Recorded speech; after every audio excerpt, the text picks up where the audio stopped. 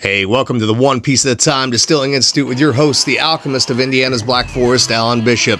Hey, this channel is all about home distilling and legal distilling. If you've got questions, reach out to us in the comments below, social media, or via bishopshomegrown@gmail.com. And don't forget to check out thealchemistcabinet.com.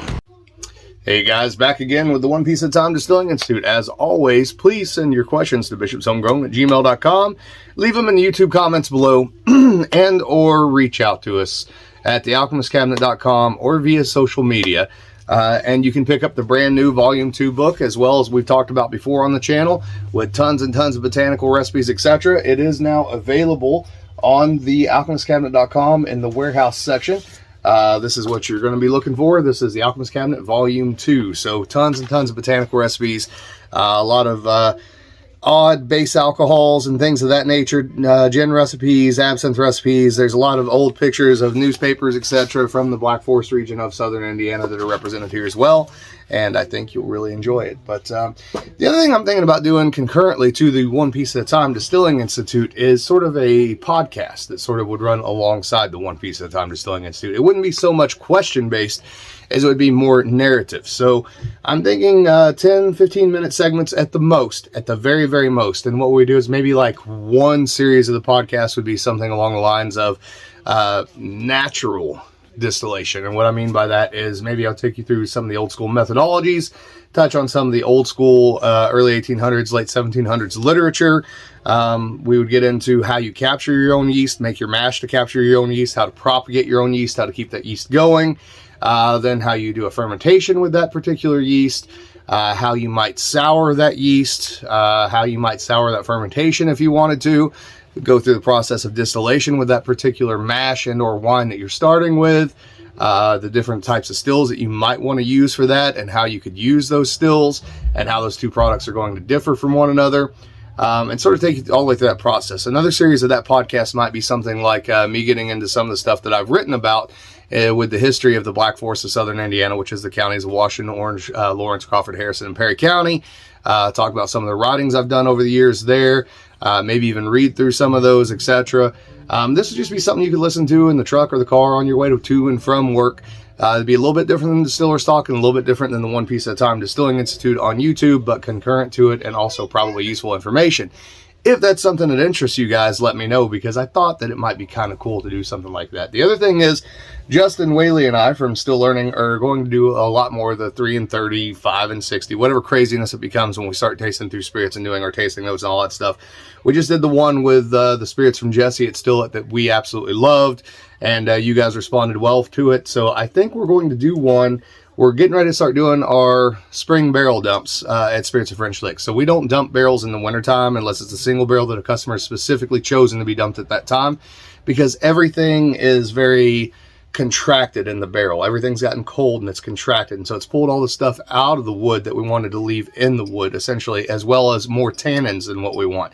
So we try to wait for it to warm up so it expands a little bit and volatilizes some of that stuff we don't want and traps some of that stuff we don't want in the wood as well. Same thing in the summertime. When it gets up in August, you don't want to dump barrels because they're not really representative of how good the whiskey is at that time. So we will typically, with each product, pull down about 30 barrels and go through them and grade them 1, 2, and 3. Maybe sometimes there's a 4th category for single barrels, but we'll talk about in that video what those categories are, what they represent, and how they go into a blend and how we build a blend of barrels, because I thought that would be something you guys might find really interesting from a larger distillery standpoint, and something that I don't see very often out there. That one will probably be 30 and 3 is what we'll call it, because it'll probably be 30 barrels in 3 days. Sometimes I can even grade 30 of them in a day, because you're not really drinking them. You're evaluating them organoleptically with your sense of aroma, sense of taste, but not necessarily swallowing. You're certainly not trying to get drunk, but sometimes, you know, things happen. So I'll let you know when that's coming, but I'd imagine in the next couple weeks we'll be working on something like that. So that said, I got a couple of viewer questions here from the One Piece at a Time Distilling Institute. So the first one comes from Bill Peterson, who says, "Good day, Alan, brand new distiller, old-time home brewer. I've built a half-barrel keg boiler with a mile-high 3-inch combination reflux/pot still tower. I'm going to build a thumper using a 1/4 barrel pony keg and copper pipe and fittings. My question is it worth the extra cost to build the line arm, thumper, lines, and condenser out of 3/4 inch copper pipe? versus building out of half-inch copper pipe, or would the difference be negligible? Working my way through your videos and podcasts, I greatly appreciate all the information and insights into an exciting new hobby. Well, I'm glad to hear from you, Bill. And so what I would suggest is definitely go with the 3/4. There's nothing wrong with the smaller stuff. If you've got the smaller stuff on hand, you can certainly use it. But the 3/4 is going to speed up your process a little bit and probably give you a little bit more better control over your cuts. You're not going to have any drastic pinch points, etc. It's going to certainly save you money on fuel. It's going to save you time and effort. And I think you'll find that it makes you a better quality alcohol than what the smaller diameter is going to make. And it probably is worth the money and what you're just going to save on fuel in general.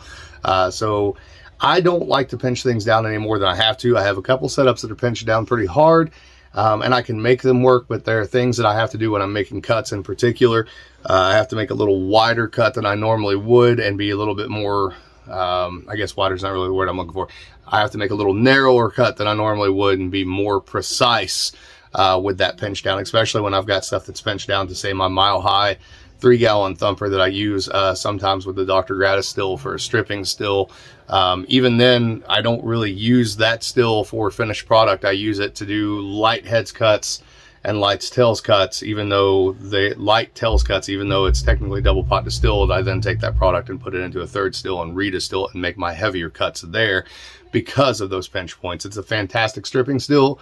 It's fantastic, especially if I'm trying to get to higher proof ethanol or trying to get a cleaner spirit as a white spirit in particular. I really like using that methodology, but definitely if you can, I would go with that larger diameter copper. So hope that answered your question. I'm going to move on to the second one here. So this one is from Patrick George. Going through your videos, which by the way are phenomenal, you talk about controlling the efficiency of exogenous enzymes or exogenous enzymes. I know somebody recently sent me a pronunciation.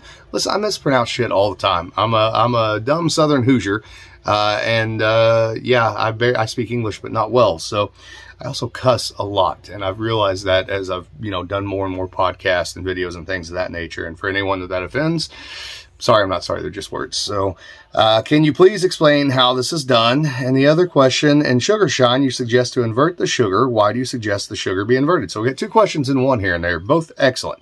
So the exogenous enzyme thing, or exogenous enzymes, I'm just going to call them exogenous. That's what I've always called them. That's what I'm going to stick with.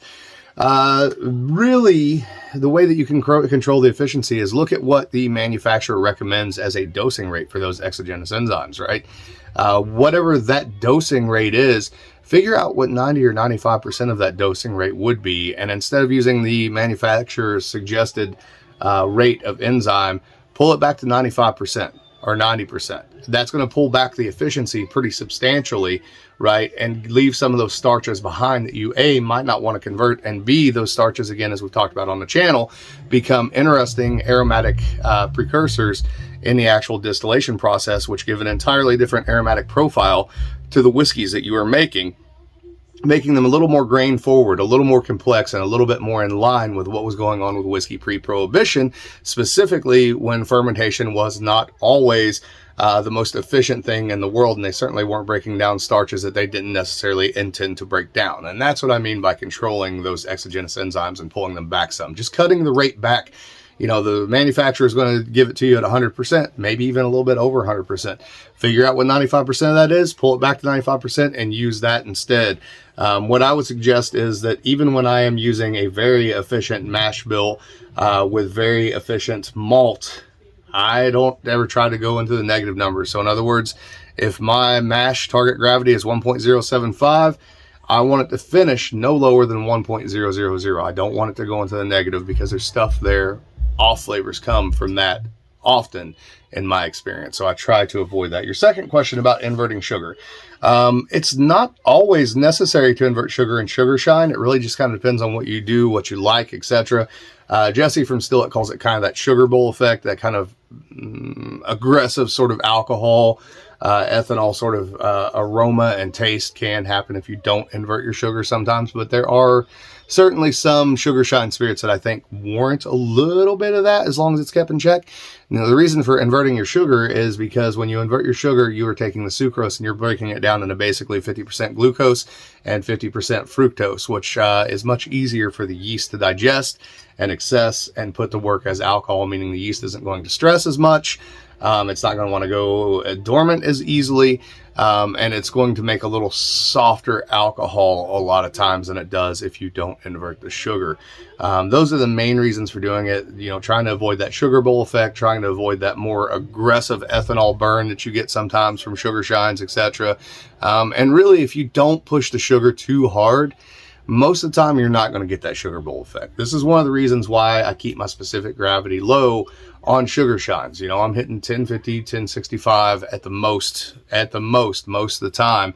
And usually most of the time I'm either using 1 pound per gallon or ½ pound per gallon. In the case of ½ pound per gallon, I'm usually also doing, you know, 1 pound per gallon of grain that I'm also converting. But I don't want those high specific gravity levels if I'm not going to invert that sugar, or even if I'm going to invert the sugar, I prefer to pull it back a little bit and more like 1055, 1065. You get better flavor alcohol. You don't get as much of it. You're able to make better cuts. The yeast isn't stressed out nearly as much as it would be with sucrose. So that's the real answer about why you might want to do that inversion. So, all right, guys, we're going to wrap this one up. I appreciate your support as always. Please like and share this video. It really greatly helps us out, and tell other people about the channel. It is growing slowly but surely, and I feel like we've got a good following of people who are really into the art and craft of distillation. So I love y'all. I'll catch you soon.